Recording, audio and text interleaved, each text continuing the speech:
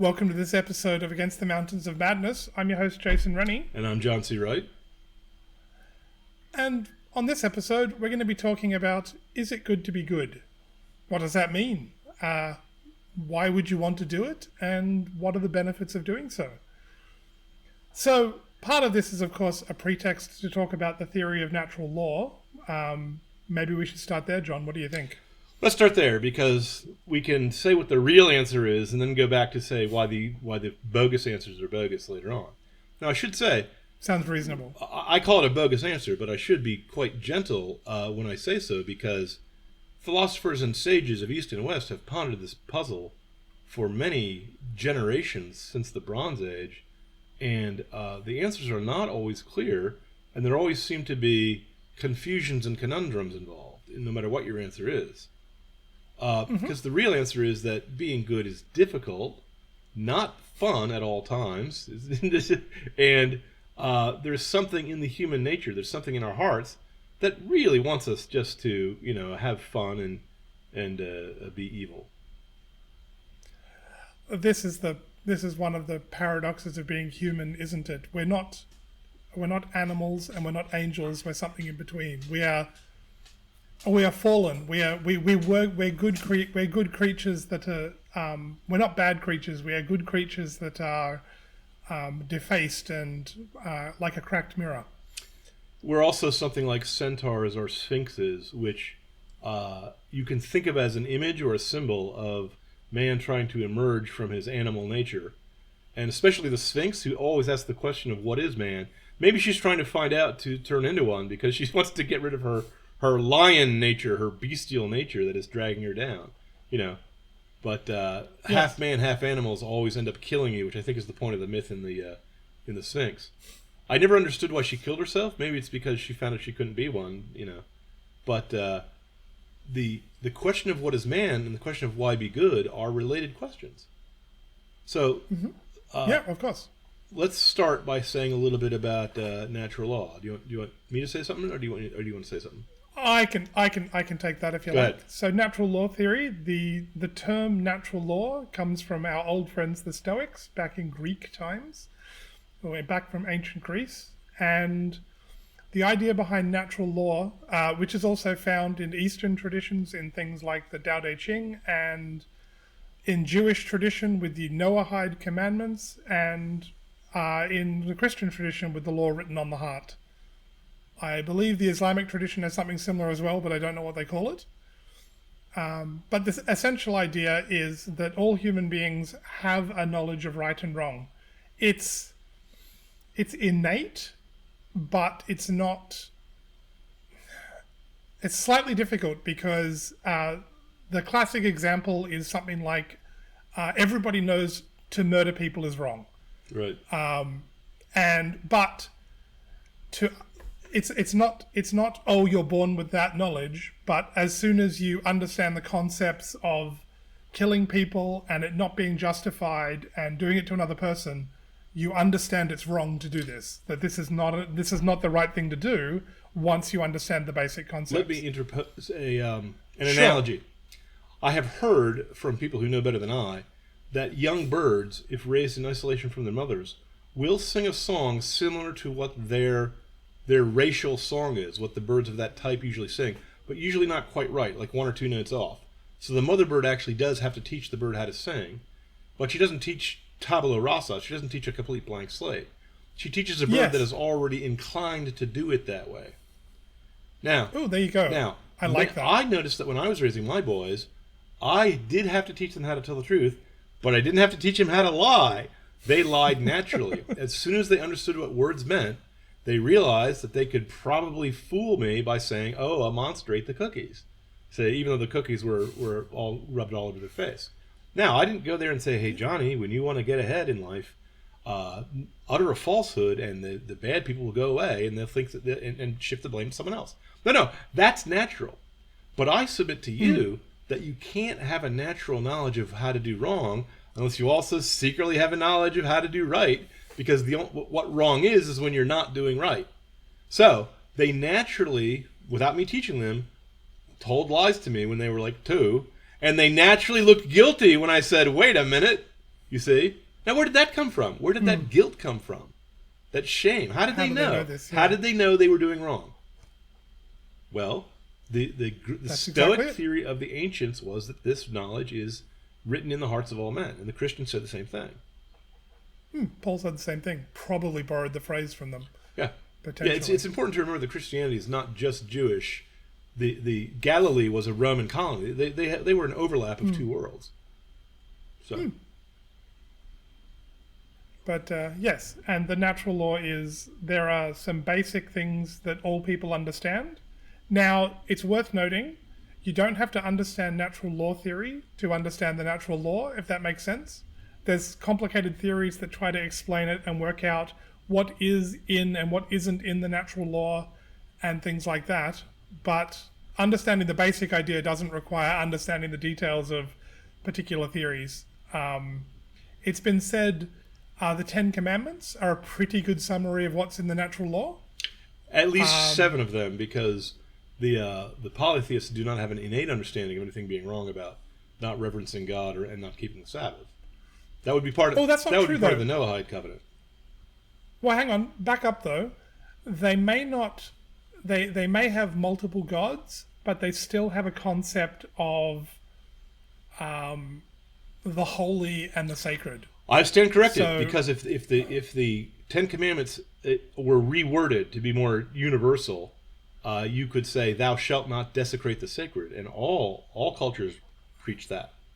All cultures have certain sacred things that they cannot desecrate. So they understand that concept, even if it's incomplete. Right. So you have, yes, the Noahide commandments, which you mentioned, which is in Jewish tradition. That's the commandments given to all men after the flood. Right. And these are more stripped down versions of the Ten Commandments. They're not quite as strict and they're not quite as strong, but they're also not revealed in the same way. No. I think we should also mention that the reason why it's called natural law is not because we're talking about the laws of nature the way a physicist would talk about it. We're talking about human nature. We're talking about the way you have to behave to be a proper human being. And all cultures have this kind of concept of what nature demands in us.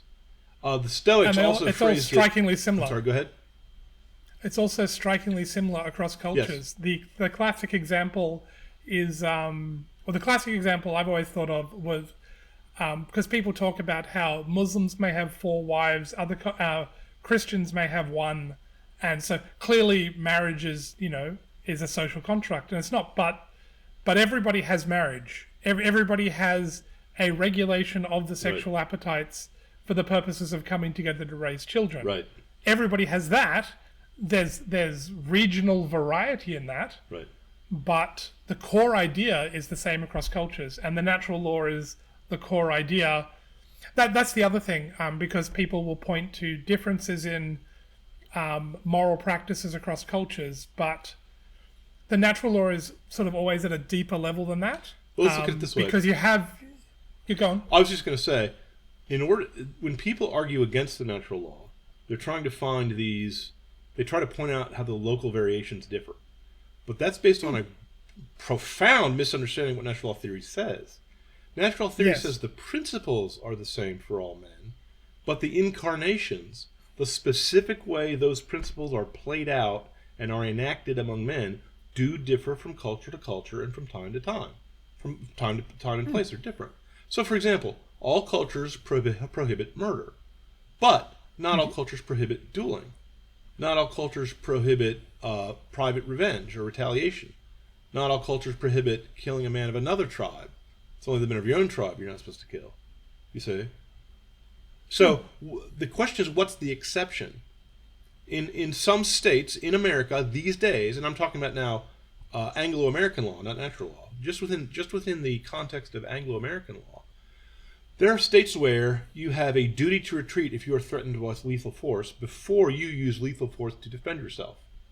So if you kill a man who's attacking you, who's threatening you, where the boundary line for the exception falls of self-defense differs from jurisdiction to jurisdiction, though the boundary line falls basically in the same place. Some people say you have to retreat. Some people say if you're in your own home, you don't have to retreat. You don't have to retreat from room to room. for example, if you're in your house. The variation, there's a universal prohibition against incest, though some cultures allow for exceptions if the royal family of Egypt, if the king wants to marry his sister to keep the throne in the family line, that's allowed. But then again, he's a priest king. He's allowed to break the rules because he's the guy who enforces the rules. But just using the same example, some people say first cousins are inside the incest taboo, and others say outside. That also differs from generation to generation, time to time, place to place.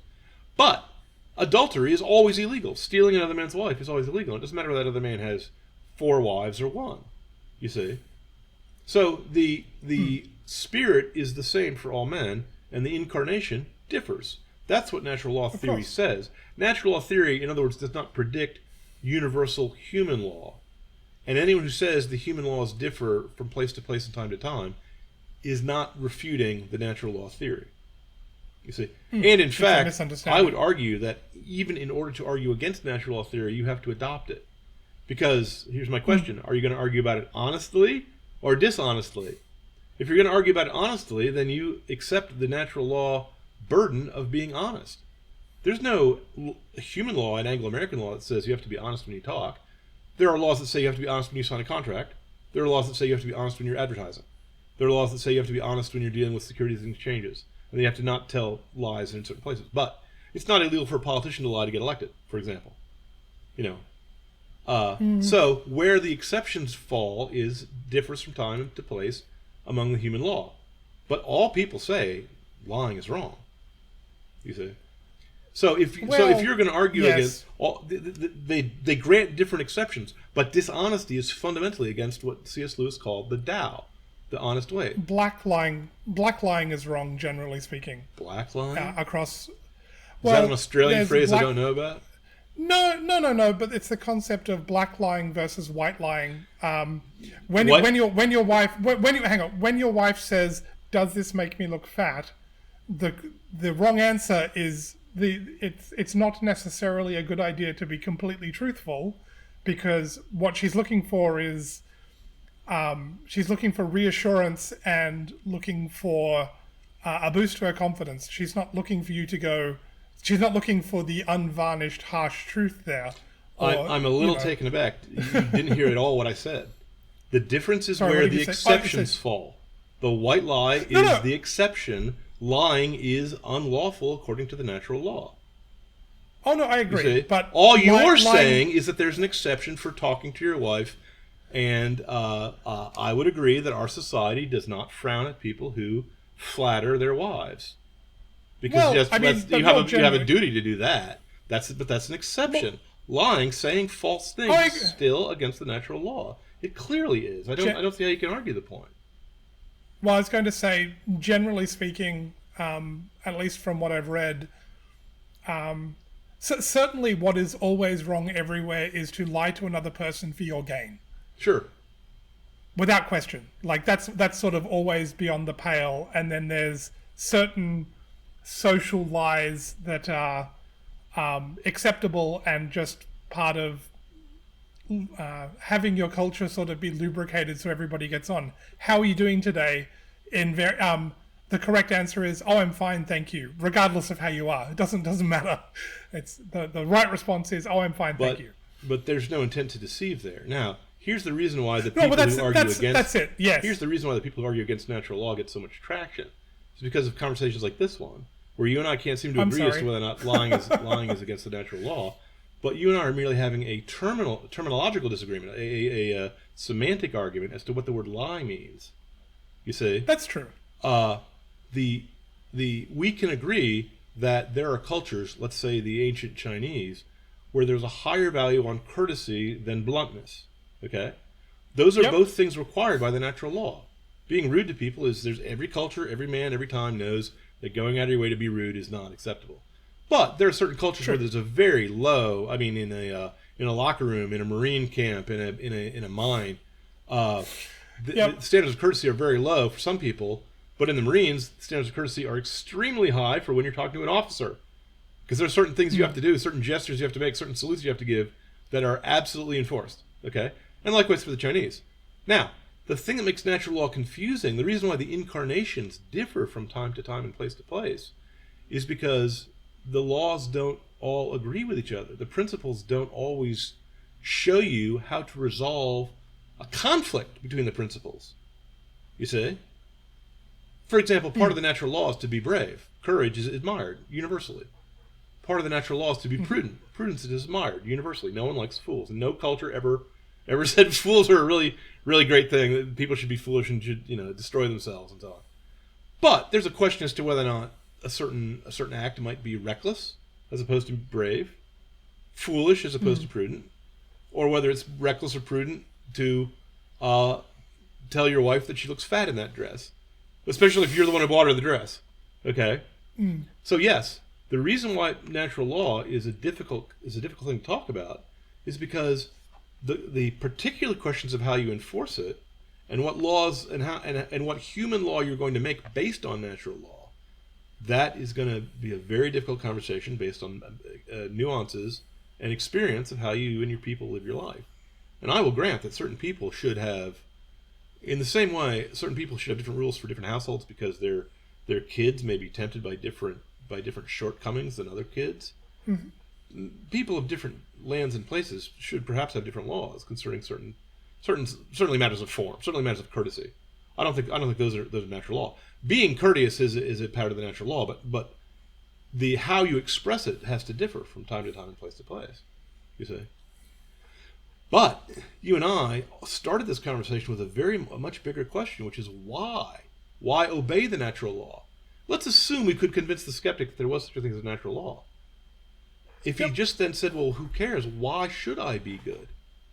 Well, there's several possible answers to that. What would you suggest for why be good? Well, I guess I'd have to give a Christian answer, which is not so you go to heaven, interestingly.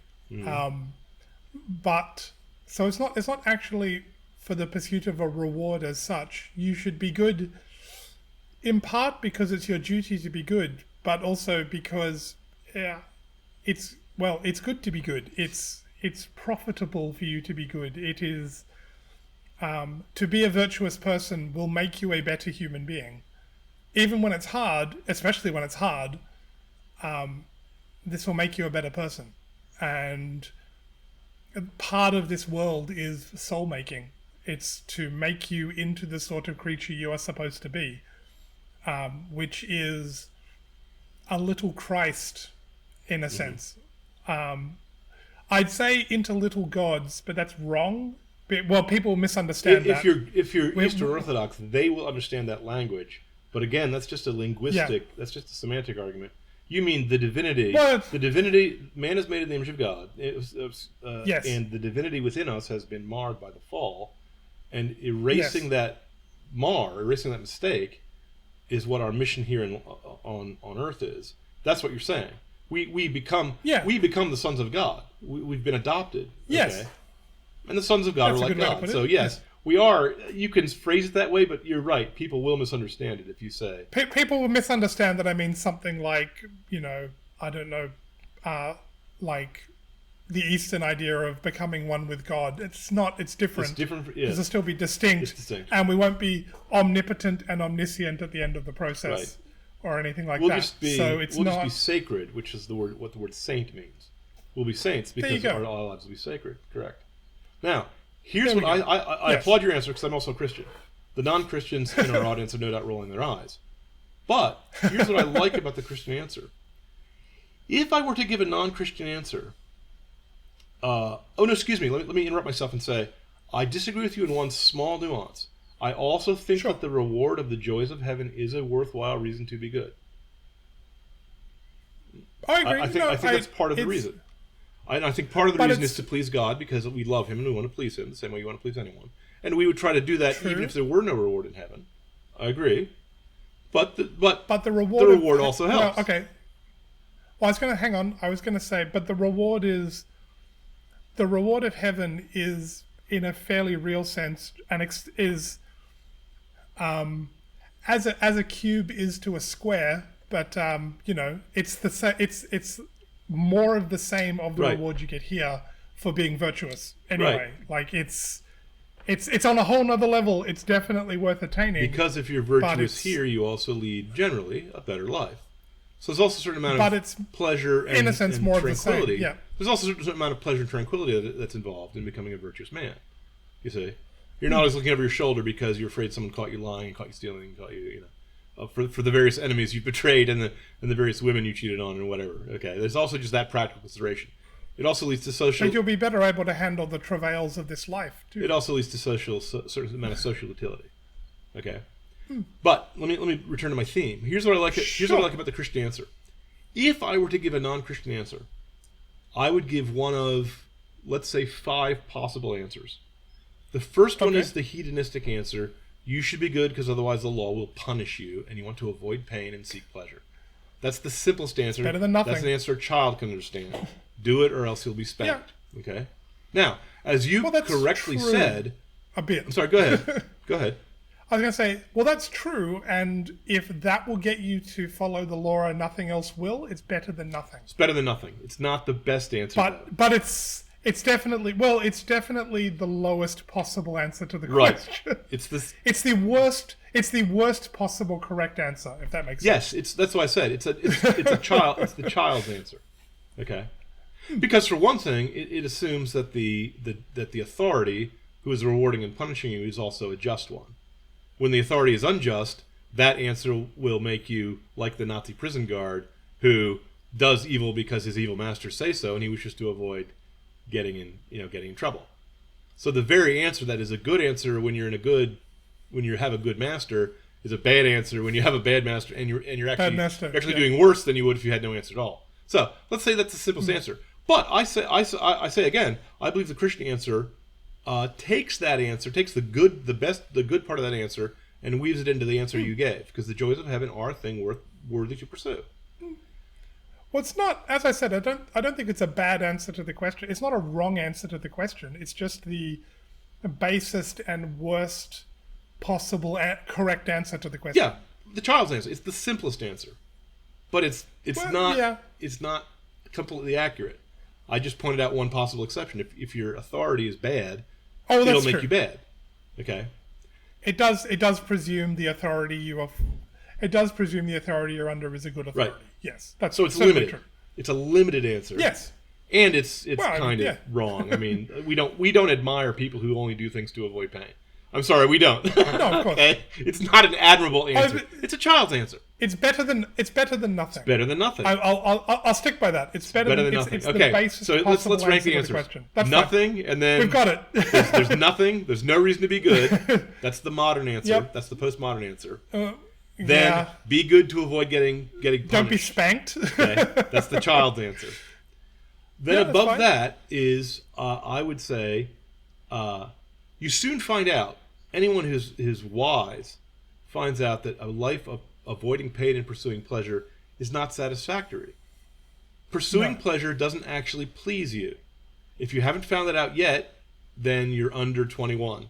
You're under voting age. Okay, if you have not found out, you haven't tried hard enough. Say that again.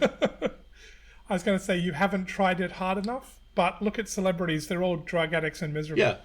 So because under the, we'll call it the hedonistic answer. The hedonistic answer is live fast, die young, leave a good corpse, pursue wine, women, and song, because there is no reason to be good aside from that. Good is what pleases me. Now, that answer is one above the child's answer, because you do have to use a little bit of cunning, at least to get what you want. You have to at least be Don Juan and learn how to seduce women or something. You have to have enough of a job so you can buy enough alcohol and drugs to carry you through the weekends. Okay. Yeah. But then there's also the question of hangovers, and it's also the question of the fact that false pleasures diminish the return of pleasure after you pursue them. The last potato chip is not as tasty as the first potato chip in the bag. The 9th beer in a row is not as charming as the first beer. Okay.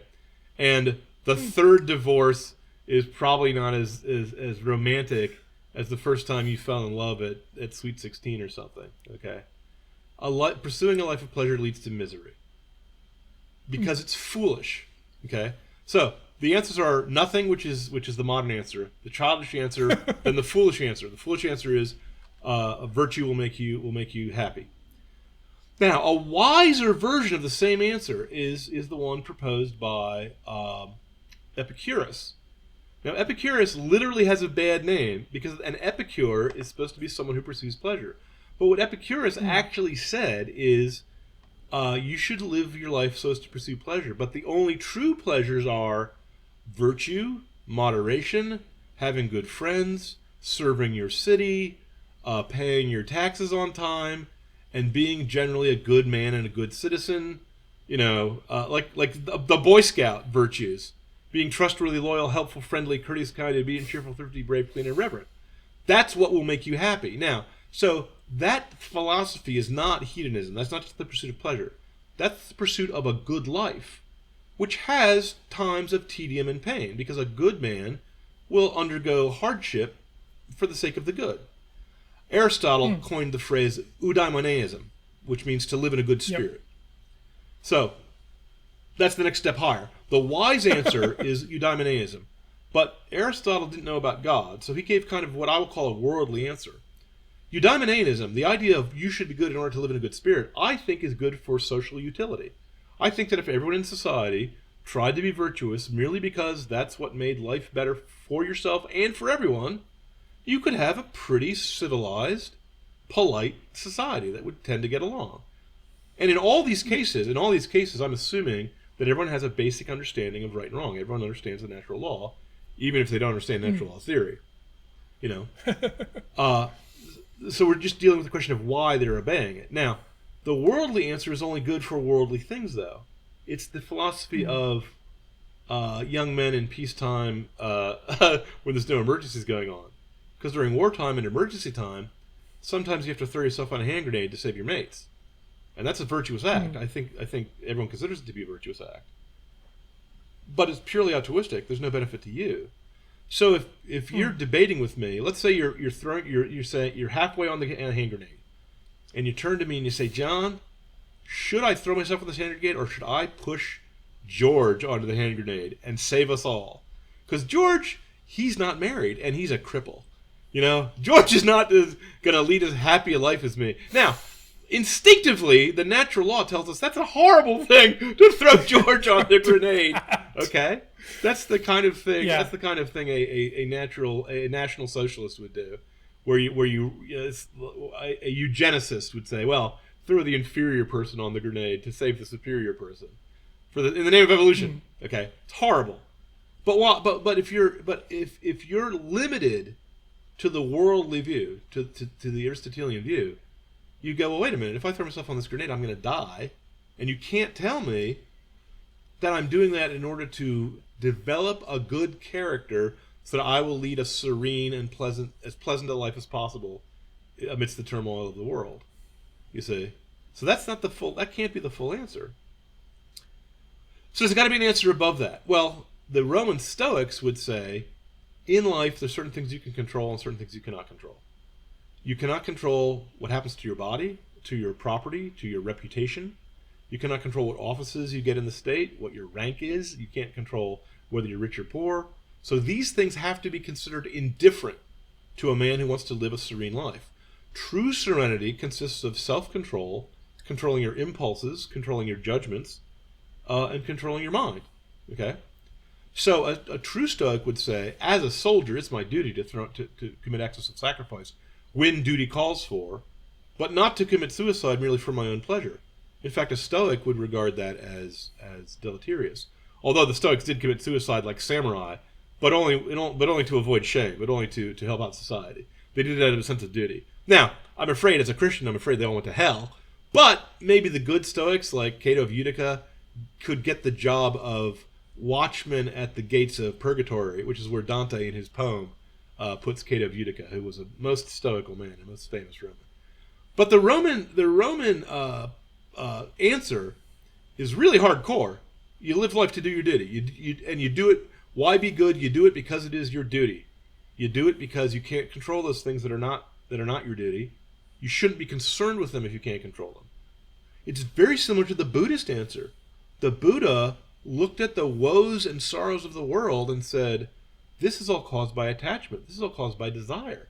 If you free yourself from all desire, then you will free yourself from attachment. But the way to free yourself from desire, according to the Enlightened One, according to the Buddha, is to follow the eightfold path, the eightfold noble path, which is to do right thinking, right action, right speech, right righteousness, right rituals, and so on and so forth. Okay. Now, that's a very high-level answer. And the Stoics said something very similar. The Stoics didn't speak about achieving nirvana, but they did speak about achieving ataraxia, which is undisturbed serenity. The Stoic is supposed to be able to suffer serenely, which is why even to this day we use the word Stoic to mean a man who can, stub his toe or, be shot with a bullet and just act like John Wayne. Yeah, I got shot, but let's get a cup of Joe first, without whimpering or complaining. Okay, Stoics don't bellyache; they're kind of admirable. Mr. Spock on Star Trek is a perfect example of what a Stoic is supposed to be like. Okay. But he doesn't live. He would answer the question as to why to do what's good, because it's logical. That is to say, because it's according to nature, according to duty. That's the Stoic answer. Now, the Stoic answer is not very aggrandizing. It's not just to seek pleasure. It's not just for some lesser reason. There, the Stoics' eyes, Mr. Spock's eyes, are fixed on duty. They're fixed on logic. They're fixed on the truth. They're trying to live according to nature. Now, the Christian, I believe, has a higher answer, because the Stoic answer I just think is too hard. I do not think people can actually detach themselves like the Buddha from all their interests in the world, and I don't think it's good. I don't think it's good to woo a woman without having emotions. Okay? Even the Vulcans had to go into the amok time, had to go crazy when they tried to woo a woman. But I think it's good to woo a woman if she's the one meant for you. Okay? If she's the one who you're supposed to marry. You see? I'm a romantic. I think romance improves life and makes it better. The Stoics have no time for romance. The Stoics say to love your wife is to love a cup or some other fragile thing that you know will be broken. And when she dies, you can't complain because you knew she was mortal when you married her. Okay? That is the most iron-hearted and unsympathetic answer I could imagine to say to anyone. And I would not say that at a funeral, because, like you, I believe that sometimes you should not tell the truth to anyone when it will be deleterious to the social harmony. I would not go up to a guy at a funeral and say, hey, you knew your wife was mortal when you married her. Why complain?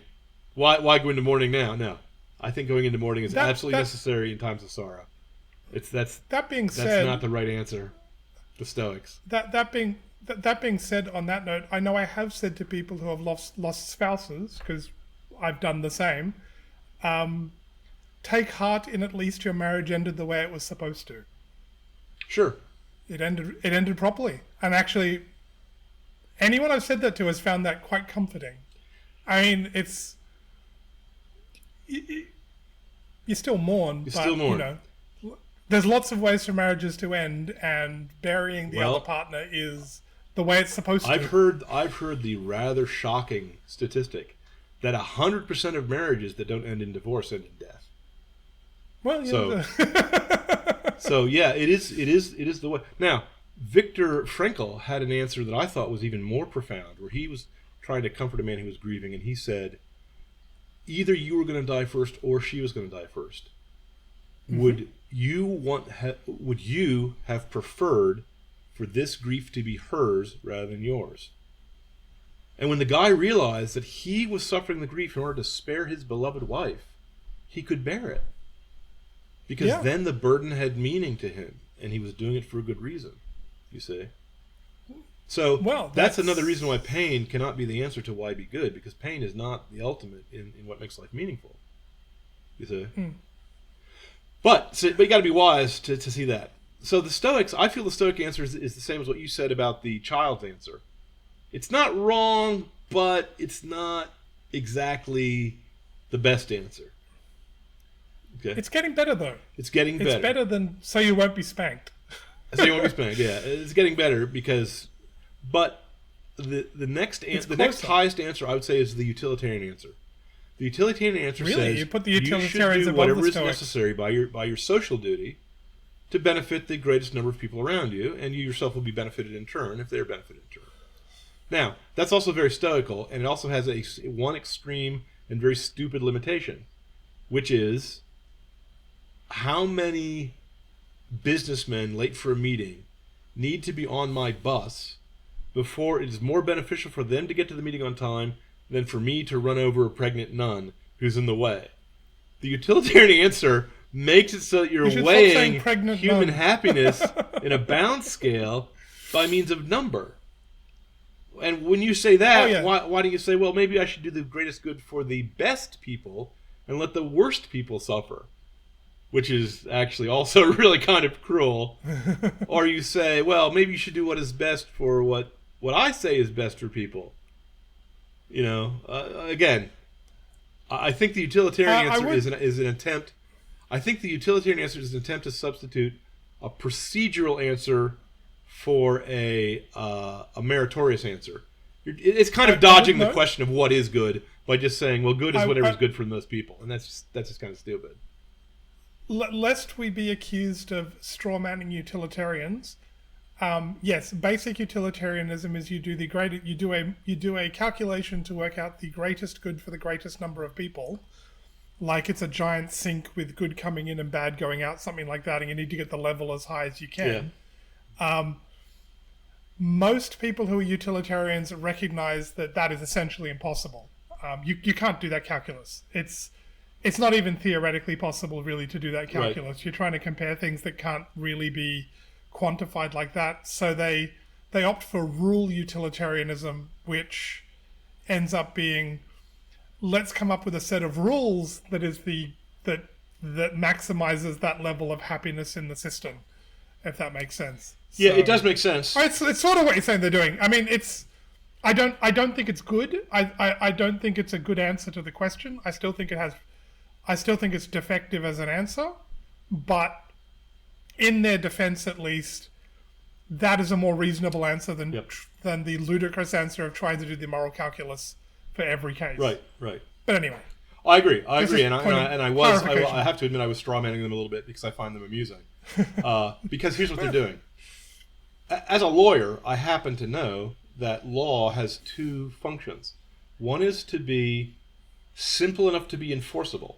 If your laws are too particular, too complex, they're administratively unwieldy. You can't actually enforce them or make them work. But that's just a utilitarian calculus. And the other is to be fair. Okay? The utilitarians are trying to get to fairness through a procedure that doesn't address what fairness is. Aristotle, in that respect, was better off than they were, because Aristotle said fairness is giving to every man what he deserves. Okay? And when people argue, well, what does he deserve? The real answer is, well, they deserve what natural law says they deserve, and we can argue about whether or not he falls into an exception. Because most arguments do, I should hasten to point out. If C.S. Lewis used an example in one of his essays, if you see someone take someone's seat on a bus, he immediately doesn't say, that action displeased me. He says that action was unfair. He says that's unfair. That was my seat. You know, even though the guy didn't buy the seat, you know, he bought the ticket. He just was sitting in it. Why does he have a claim that it's his seat? And the other guy will say something like, well, yeah, but my feet hurt. Or the guy next to him will say, yeah, but you were supposed to offer your seat to a woman. You see, they're actually arguing about the exceptions. They both know you're not supposed to take someone else's seat on a bus, right? It's as a matter of courtesy, as a matter of the natural law. So it's also how you know everyone knows the natural law. Because they make excuses. Because they make excuses. It was similar to my argument as to how my son knew right from wrong when at 2 years old he told me a lie. Well, he knew the moment he looked guilty, he knew it was wrong. He didn't just go, "Drat, I've been caught. I'm sorry, I've been caught." No, you have to be like a highly advanced Democrat or liberal to have that reaction. You know, you have to truly have a dark heart to have that reaction. Usually, people actually do feel guilty. Even criminals. It's shocking. Yeah. Criminals will leave behind clues, and when the police come, they don't shoot it out the way you would shoot out if it was a Mongol invader or someone who you did not recognize had authority over you. You know, they know they're on the wrong side when the police are there. You know, in any case, that's a separate question. So I think the utilitarian answer is foolish, actually, because it's trying to use a process answer to rather than actually address the real question. And then there is the final answer, which is the Marxist answer, which is good is whatever serves the revolution. Good is whatever serves the party. Because in the Marxist worldview, Marx gets his worldview from Hegel, and Hegel gets his worldview from a guy named Bohm, who gets it from the Hermeticists.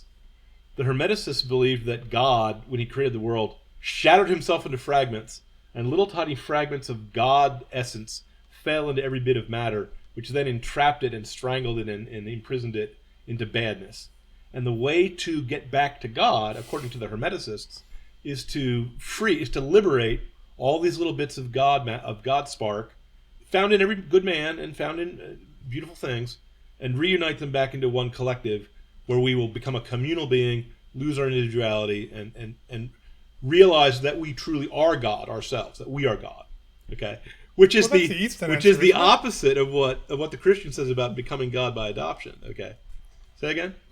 But that's the Eastern answer, isn't it? We're all little pieces of God trying to understand the universe. That's one of the Eastern answers. Gnosticism and one of the Eastern answers have an overlap with certain Eastern philosophies. Yes. It also reminds me of Scientology's answer with Xenu and the volcano. Yes, because when you make up a religion as a science fiction writer, usually it's Gnosticism. The "Thou art God" of the Church of Nine Worlds from Robert A. Heinlein's "Stranger in a Strange Land" is Gnosticism again. Okay. The end of childhood's end, and you and I spoke about this in a previous podcast. The end of childhood's end, when the sons of men divorce themselves from their own physical bodies and fly off into the universe as disembodied energy beings. That's Gnosticism again. That's Hermeticism again. In any case, to sum up a rather complicated history, seems there's only two religions in the world. Bohm said that God made man and made the fall of man in order for God to become self-aware. God had to suffer the disappointment of man and the pain of the incarnation in order to elevate himself to become even more perfect than God. Okay? Now, even an atheist, I think, can see what's the illogic of saying even more perfect than God, because it's like saying I can make water more wet by dousing it with water. I can light a lamp to look at this ray of sunlight to illuminate it and to make it clear to my vision. Okay, that's not such thing as more perfect than God. Okay, that's what the word means. So, yeah.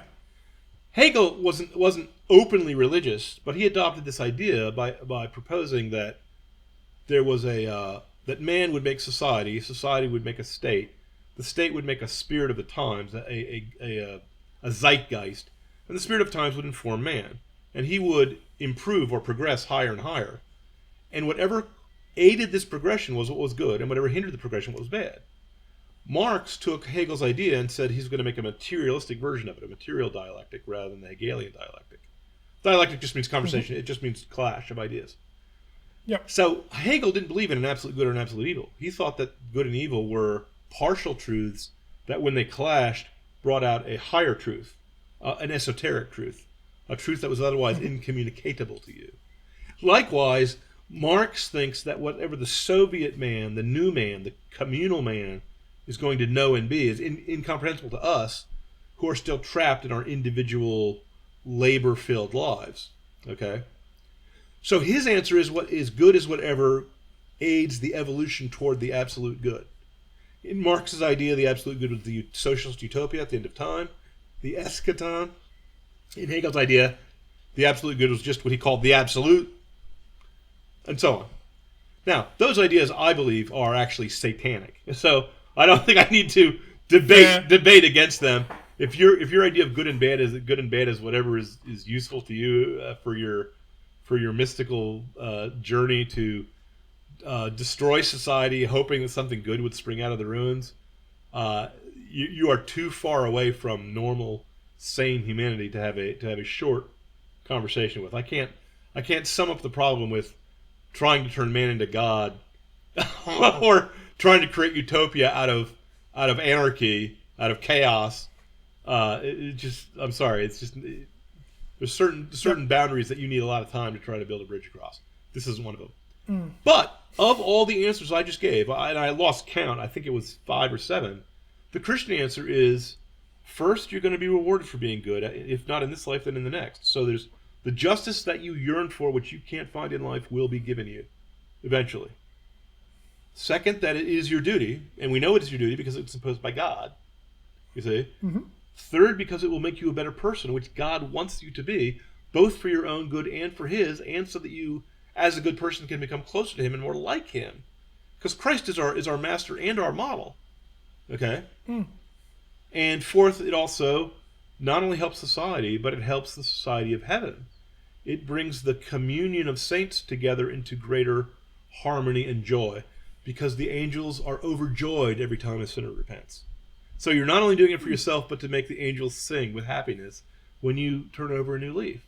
So all the answers are there, you see, but any one of them would satisfy without the others. If there was no reward in heaven, if God said, I'd like you to do this because you love me, I'd say, yes, sir.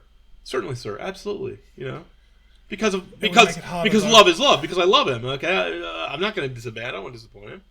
You know, or if it was just something that would improve me and make me a better man, who doesn't want to be a better man? Well, we know Democrats, liberals, they want to be worse because it serves the party. They, like I just said for Hegel, they want to create ruin and chaos because they think it will magically spring into a new utopia. They actually want to be sexually perverse because they think that the old sexual habits were somehow imprisoning them. Okay? I think the old sexual habits ought to be tried first before we decide they're imprisoning them.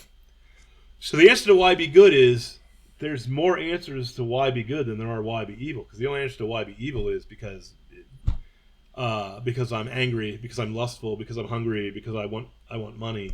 You know? Why be evil? Because I'm trying to destroy myself. Oh, that's the other thing. Evil is self-destructive. Evil destroys the things around you, and it destroys you, and it makes your life a piece of garbage.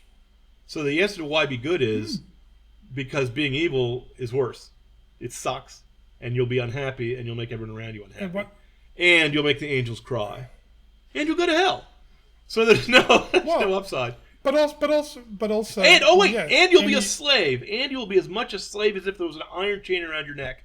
When you're addicted to drugs, when you're addicted to porn, when you're addicted to whatever, the addiction is like a crazy master, a crazy taskmaster, who will just crack the whip in the middle of the night or whenever and say, go out and get your alcohol. You go out and lose your temper. Mm-hmm. You go out and be envious. Look at other people and try to do them harm because they're better than you. Do you want to live that way? Oh my gosh, you do not want to live that way. Because whether you deny, the only people who deny the natural law are the guys who want to disobey it. I'm sorry. Pardon me for being cynical. But it's not, there's no real philosophical debate here. That's not, I agree. I mean, that's not cynical. The two truths of humanity is everybody knows right from wrong, and everybody wants to make excuses for why they get to be an exception to the rule. Do you remember the name of the guy who coined the phrase, there are some things you can't not know? What's the name of that author? Thomas Aquinas. Say again? Oh, J. Budiashevsky is the author that wrote the book called What You Can't Not Know. He borrowed that from St. Thomas, who possibly borrowed it from someone else. So... But St. Thomas peppered his Summa Theologica with quotes and footnotes, so you always know who he's borrowing from, because he says so usually. No. Oh, yes, I'd have to look it up, but yes. Yep. Okay. But St. Thomas has a really interesting section on natural law, too, so as you'd expect when you write a book about everything. We're running out of time. Maybe we can return to what Thomas has to say about it some of the time. Oh, we can sum it up in like 10 minutes. I think we're low. No, we can do it another time. It's all good. But St. Thomas has a section on the natural law, and like everything else St. Thomas writes, you have to read it a few times. Yeah. And it's very correct, but very dense. His writing is very concise, and it's economical. The last time we discussed St. Thomas, we also did a study of a Twilight Zone episode. So you and I should pick some other science fiction book or episode or something, and talk about Thomas Aquinas and whatever, Mr. Spock or something. Because that was fun. I enjoyed that. We should do it again. Yes. We should do it again. We should. So and we should probably. The answer to the question is why be good is because Santa Claus knows when you're sleeping and he knows when you're awake and he knows if you've been bad and good. So be good for goodness sake, and also you'll get a present on Christmas. Otherwise, you get sticks and coal. That's the reason. Or Krampus will come to visit and put you put you in a sack and beat you and sell you overseas. Yeah, there are some pretty nasty stories about Christmas in the old world that are not as happy as our American stories. Yes. So that's the reason. Everybody wants to do Christmas, but nobody wants to. Nobody likes it when you dress up as Krampus and put their children. Yeah. So you can't. The big stores can't sell as many toys with their storefront Krampuses. You know. That'd be amazing, though. Do you want to end on that note? We should. Well, we should sum up, I think. So yes, you should be good. You should be good because you're made by your creator to be good, and your life will go better that way. Even though it may be hard sometimes, you will be better for it, and you will be rewarded in the end. And the thing about it being hard sometimes is, I'm sorry, people who are addicted to sin, their lives are a lot harder than mine. They are, because they have to worry about everything. I only have to worry about God. Well, this is true, isn't it? You watch people that seem to be profiting from their bad lives, and people wonder, like, why are they profiting when they are bad people? But why does a rich beyond belief, richer than Croesus, beautiful rock and roll star or politician commit suicide because they think their life is so miserable they can't stand to draw another breath unless something in their soul tells them they are not worthy of living? Do you know how wretched you have to be to think you're not worthy of the gift of life? That's pretty bad. And destructive behaviors like they're all drug addicts and killing yourself with drugs, for example. Why do that? You know, I think that's the condemnation of there are people who have everything this world has to offer, but this world is not enough. This world does not offer what you really want deep down. Yep. Because you're made for love, and this world doesn't have much love in it. You're made for eternal love, infinite love. Love that shatters the senses and expands the heart and brings truth and beauty with it. Okay? Who doesn't want beauty? Who doesn't want the truth? You see? So if you turn away from that, I mean, to say why be good is to say, well, why be true? Why be beautiful? Why be virtuous? Why is light better than misery? Okay. Well, yeah, effectively, yes. Effectively, yes. And that is probably a good place to end. Why be good? It's why be happy? Yeah. My answer is why ask why. Why are you asking such a dumb question? You already know the answer. The answer is you already know the answer. Why would you choose to be miserable? But the answer is you know why. You already know why. Don't give me that guff. Okay. Now go clean your room. Well, thank you everybody for tuning in today. I hope you've enjoyed the show. Please share, like, subscribe, rumble, whatever approvals you can give towards the show. If you enjoyed the episode, it helps us get the word out. And we'll talk to you next time. Thanks for joining me, John. Thank you, sir. See you next time. Bye-bye.